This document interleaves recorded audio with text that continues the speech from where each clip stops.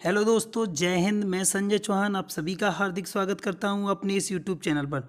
दोस्तों, आज हम एक बहुत ही महत्वपूर्ण टॉपिक पढ़ने जा रहे हैं जो है राष्ट्रपति की वीटो शक्तियों से संबंधित। तो आपको बता दें, अगर आप हमारे चैनल पर नए हैं और आपने हमारे चैनल को अभी तक सब्सक्राइब नहीं किया है तो प्लीज़ सब्सक्राइब कर लें और हाँ, बेल आइकन ज़रूर दबाएं जिससे आगे आने वाले सभी वीडियोस के नोटिफिकेशंस आपको मिल सकें। तो आइए शुरुआत करते हैं आज के इस वीडियो की। दोस्तों, जैसा कि आप देख रहे हैं कि राष्ट्रपति के पास कुछ वीटो शक्तियाँ होती हैं।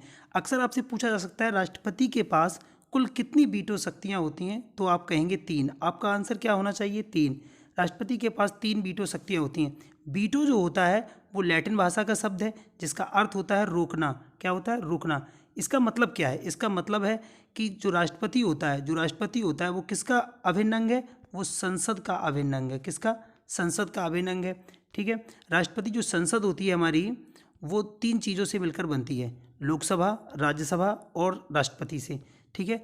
तो राष्ट्रपति जो होता है उसके पास 3 वीटो पावर होती हैं, जिस वीटो का अर्थ होता है रोकना। ठीक है। तो भारतीय संविधान में अगर आप बात करें तो वीटो के लिए कोई स्पष्ट शब्द नहीं है और ना ही स्पष्ट शक्ति का उल्लेख किया गया है राष्ट्रपति के लिए, किंतु कुछ संवैधानिक परंपरा के अनुसार राष्ट्रपति को कुछ शक्तियां प्रदान की गई हैं जिन्हें हम वीटो पावर के रूप में जानते हैं। तो आइए एक एक करके हम देखते हैं कि क्या हैं वीटो शक्तियां।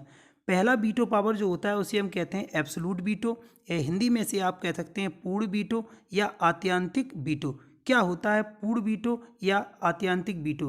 तो देखते हैं। जब किसी विधेयक पर राष्ट्रपति अपनी अनुमति नहीं देता है तब विधेयक का अस्तित्व समाप्त हो जाता है। इसे पूर्ण वीटो कहा जाता है। इसका मतलब क्या है, आइए जानते हैं। देखो, जैसे कि संसद में या लोकसभा या राज्यसभा में कोई बिल आता है और उस बिल को विधेयक के रूप में वो राष्ट्रपति के पास पास होने के लिए जाता है। राष्ट्रपति क्या करे, उस विधेयक पर अपनी अनुमति नहीं दे और उसे मना कर दे। ऐसी पावर को उस समय एब्सोल्यूट वीटो के अंतर्गत रखा जाता है, यानी कि वो बिल या विधेयक पूर्णतः समाप्त हो जाता है, उसका कोई मतलब नहीं रहता है, वो खत्म हो गया। ठीक है। आगे उस पर कोई कानून नहीं बन सकता है। इसका मतलब है राष्ट्रपति ने अपनी पूर्ण वीटो या आत्यांतिक वीटो शक्ति का प्रयोग किया है। तो आपसे एक प्रश्न पूछा जा सकता है कि सर्वप्रथम इस वीटो शक्ति का प्रयोग किसने किया था? तो आप कहेंगे डॉक्टर राजेंद्र प्रसाद ने, जो भारत के पहले राष्ट्रपति थे। उन्होंने इस वीटो का सबसे पहले इस्तेमाल किया था। क्या हुआ था? 1954 में एक विधेयक आया था जिसका नाम था पेप्सू विनियोग विधेयक। इस विधेयक को मना कर दिया था किसने? डॉक्टर राजेंद्र प्रसाद ने, जो कि भारत के पहले राष्ट्रपति थे। उन्होंने सबसे पहले एब्सोल्यूट वीटो या पूर्ण वीटो या आत्यांतिक वीटो का प्रयोग किया था। अगर आपसे ये प्रश्न आ जाए तो आप इसे पेपर में कर सकते हैं। दूसरा वीटो हम देखते हैं। दूसरी जो वीटो पावर होती है राष्ट्रपति की, वो होती है सस्पेंशन वीटो या निलंबनकारी वीटो। क्या होती है ये? अनुच्छेद 111 के तहत राष्ट्रपति किसी विधेयक को धन विधेयक या संविधान संशोधन विधेयक के सिवा, इसका मतलब क्या है? इसका मतलब है कि धन विधेयक नहीं होना चाहिए वो, और संविधान संशोधन विधेयक नहीं होना चाहिए। इसके अलावा कोई भी विधेयक है, राष्ट्रपति उसे पुनर्विचार के लिए वापस कर सकता है। क्या कह सकता है? राष्ट्रपति कह सकता है कि आप इस विधेयक में कुछ परिवर्तन करिए, इसमें कुछ खामियां हैं उन्हें सुधारिए और वापस इस विधेयक को लाइए। ठीक है। लेकिन राष्ट्रपति धन विधेयक को नहीं लौटा सकता और संविधान संशोधन विधेयक को नहीं लौटा सकता। ये आपको याद रखना होगा। धन विधेयक और संविधान संशोधन विधेयक, ये 2 चीज़ें आपको याद रखनी है। जब राष्ट्रपति इस प्रकार की शक्ति का प्रयोग करता है तो इसे निलंबनकारी वीटो कहा जाता है, यानी सस्पेंशन वीटो कहा जाता है। आपसे पूछा जा सकता है कि इस वीटो का प्रयोग सबसे पहले किसने किया था? तो सबसे पहले 1991 में राष्ट्रपति वेंकट रमन ने, किसने?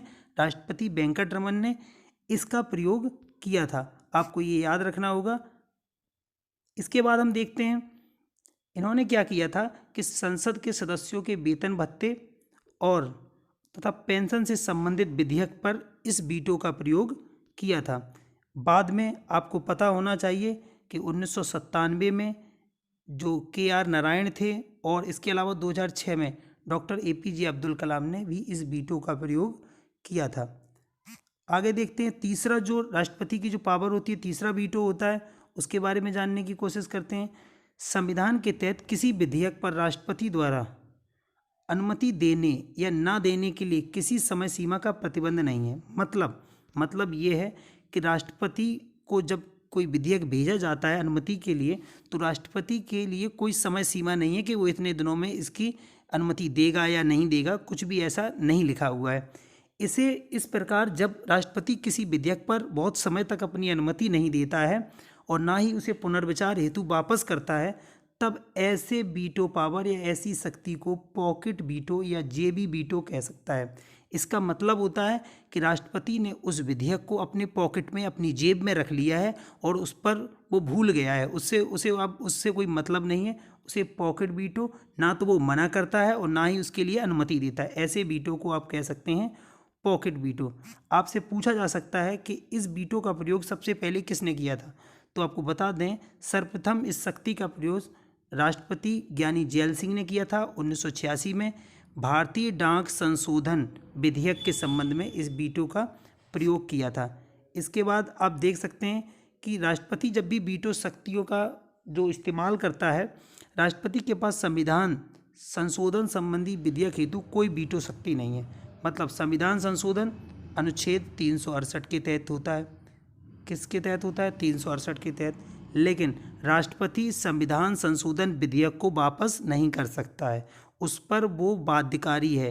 ये कैसे बाध्यकारी? पहले बाध्यकारी नहीं था, लेकिन 24वें संविधान संशोधन 1971 द्वारा ऐसा नियम बनाया संसद ने कि संविधान संशोधन विधेयकों पर राष्ट्रपति को स्वीकृति देना अनिवार्य हो गया है, यानी अब वो इसे अनुमति देकर ही रहेगा।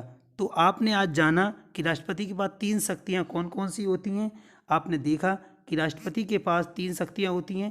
पहला वीटो जो होता है वो होता है आपका एब्सोल्यूट वीटो, जिसे पूर्ण वीटो या आत्यंतिक वीटो कहते हैं। दूसरा आपका होता है निलंबनकारी वीटो, जिसे सस्पेंशन वीटो कहते हैं। तीसरा होता है आपका पॉकेट वीटो, जिसे जेबी वीटो कहते हैं। तो आज का वीडियो आपको कैसा लगा हमें कमेंट करके ज़रूर बताइए। यह वीडियो ज़्यादा से ज़्यादा अपने दोस्तों के बीच शेयर करिए। बहुत जल्द मिलते हैं।